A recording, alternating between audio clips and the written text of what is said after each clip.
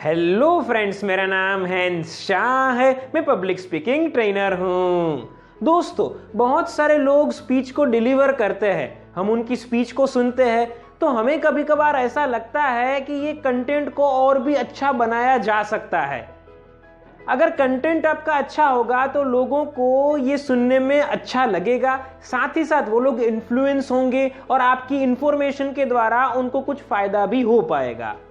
तो आज के इस वीडियो के अंदर हम आपको ये बताने वाले हैं कि आप अपनी स्पीच के कंटेंट को कैसे स्ट्रॉन्ग बना सकते हैं। मतलब कि आप जो बातें कहने वाले हैं वो कैसे अच्छे तरीके से आप कह सकते हैं, मतलब क्वालिटी ऑफ कंटेंट जो है वो कैसे आप बेहतर बना सकते हैं। आज के इस वीडियो के अंदर हम आपको 3 टिप्स देने वाले हैं कि जिन तीनों टिप्स की मदद से आप अपने कंटेंट को स्ट्रॉन्ग बना सकते हैं।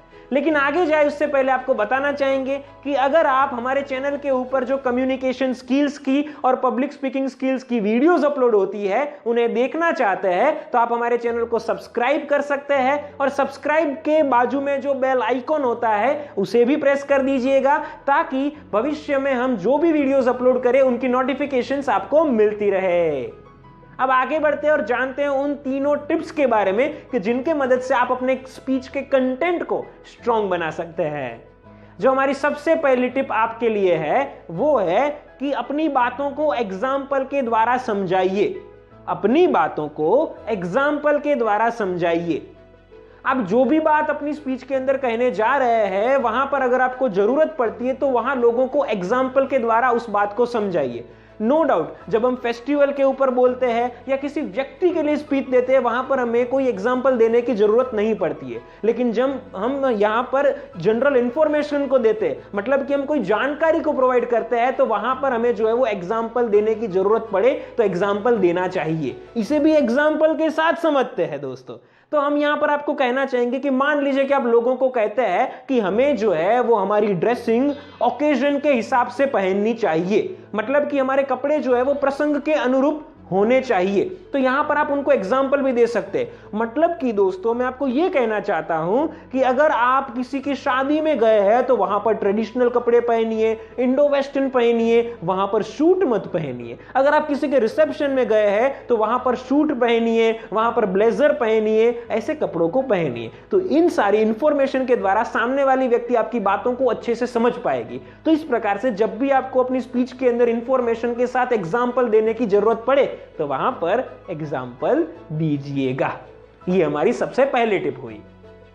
हमारी जो दूसरी टिप आपके लिए है वो है कि जब आप किसी प्रसंग के ऊपर स्पीच दे रहे हैं तो लोगों के बारे में ज्यादा बताइए, अपने बारे में कम बताइए।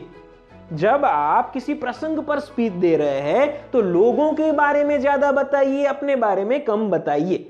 मतलब कि आप अगर किसी फंक्शन के अंदर जो है वो अपना प्रेजेंटेशन दे रहे हैं, स्पीच दे रहे हैं, नॉर्मली उसे प्रेजेंटेशन कम कहा जाता है, लेकिन जब आप अपने भावों को व्यक्त कर रहे होते हैं, जब आप अपनी स्पीच को डिलीवर कर रहे होते हैं, तब अपने बारे में जो है वो हो सके तो कुछ मत बताइए, और अगर बताते भी है तो कम बताइए। लोगों के बारे में जो है वो ज्यादा बताइए, या फिर जिस व्यक्ति के लिए आप स्पीच दे रहे हैं उसके बारे में जो है वो ज्यादा बताइए। इसे भी एक एग्जाम्पल के साथ समझते हैं दोस्तों। तो यहां पर हम आपको एक एग्जाम्पल देना चाहेंगे कि मान लीजिए कि आपको अपनी कंपनी के एनुअल फंक्शन के अंदर स्पीच देनी है, आपको अपनी कंपनी के वार्षिक उत्सव पर स्पीच देनी है। अब इस स्पीच के अंदर जो है वो आप उदाहरण के तौर पर कहते हैं कि अभी जो है वो हमारी कंपनी के अंदर 1000 एम्प्लॉइज है, लेकिन अगले साल हम ऐसा टारगेट रखते हैं कि हम जो है वो 2000 एम्प्लॉइज को रखेंगे।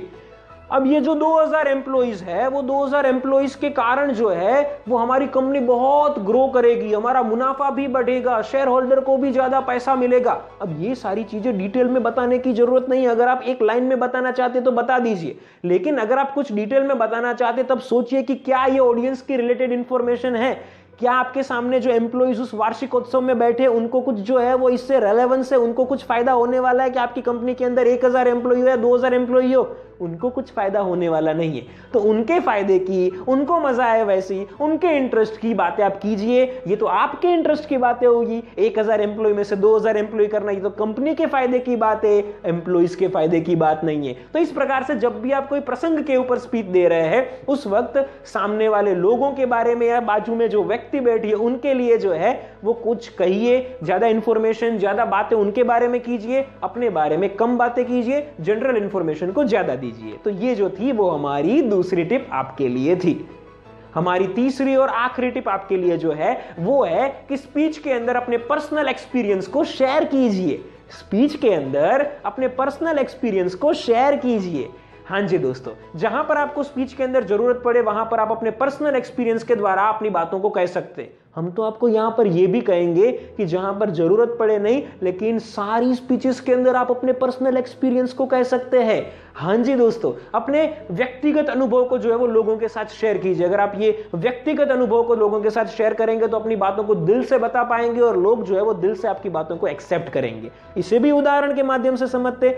मान लीजिए कि आप इस विषय के ऊपर स्पीच दे रहे हैं कि हमें हमारे जीवन का स्ट्रेस कैसे दूर करना चाहिए। आप इस विषय के ऊपर स्पीच दे रहे हैं तो आप यहां पर जो है वो अपने एक्सपीरियंस के आधार पर कोई बात को कह सकते हैं। आप यहां पर कह सकते हैं, उदाहरण के तौर पर आपको जो है वो ऐसा फील कभी भी हुआ हो कि जब मैं मेरी बातों को लोगों के साथ शेयर करता हूं तब मेरा दिल जो है वो अच्छा फील करता है, वो लाइट वेटेड हो जाता है। अगर आप ये लोगों को कहना चाहते तो कहिए कि दोस्तों, अगर आप अपने स्ट्रेस को जो है वो दूर करना चाहते हैं तो अपने दिल में जो बातें हैं वो अपने नियर एंड डियर्स को कहिए, अपने जो नजदीकी लोग हैं उनके साथ कीजिए। अगर आप करेंगे तो आपका दिल जो है वो सुकून महसूस करेगा और आप जो है वो अच्छा फील करेंगे। तो इस प्रकार से अपने पर्सनल एक्सपीरियंस की बातों को लोगों के साथ शेयर कीजिए। ये दिल से निकलेगी दोस्तों और लोग जो है वो दिल से इसे एक्सेप्ट करेंगे, क्योंकि जब भी हम कुछ दिल से कहते हैं तो लोगों को पता चल जाता है कि ये दिल से कही जा रही बात है या ये दिमाग से कही जा रही बात है। तो दोस्तों, अपने पर्सनल एक्सपीरियंस को जो है वो लोगों के साथ शेयर कीजिएगा। तो ये जो थी वो तीसरी टिप आपके लिए थी। इस प्रकार से हमने आपको टोटल 3 टिप्स दी कि जिनकी मदद से आप अपनी स्पीच के कंटेंट को स्ट्रांग बना सकते हैं।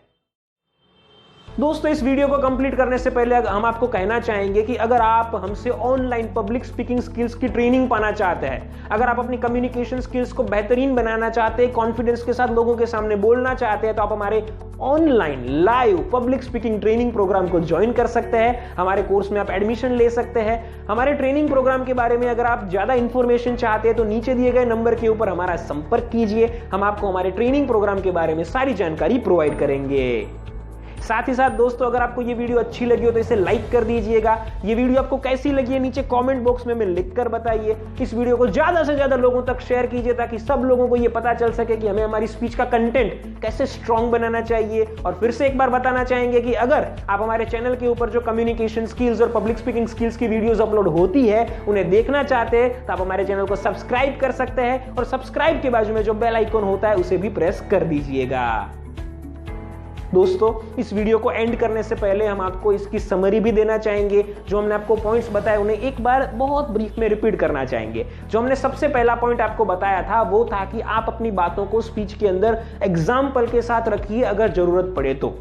दूसरी टिप हमने आपको दी थी कि जब आप किसी प्रसंग के ऊपर बोल रहे हैं तब अपने बारे में कम बताइए, सामने वाले जो लोग हैं उनके बारे में ज्यादा बातें कीजिए। जिस व्यक्ति के लिए आप बोल रहे हैं उनके बारे में ज्यादा बोलिए या जनरल इंफॉर्मेशन को ज्यादा दीजिए। ये हमारी दूसरी टिप थी। और हमारी जो तीसरी टिप आपके लिए थी वो थी कि आप अपनी स्पीच के अंदर अपने पर्सनल एक्सपीरियंस के साथ अपनी बातों को शेयर कीजिए।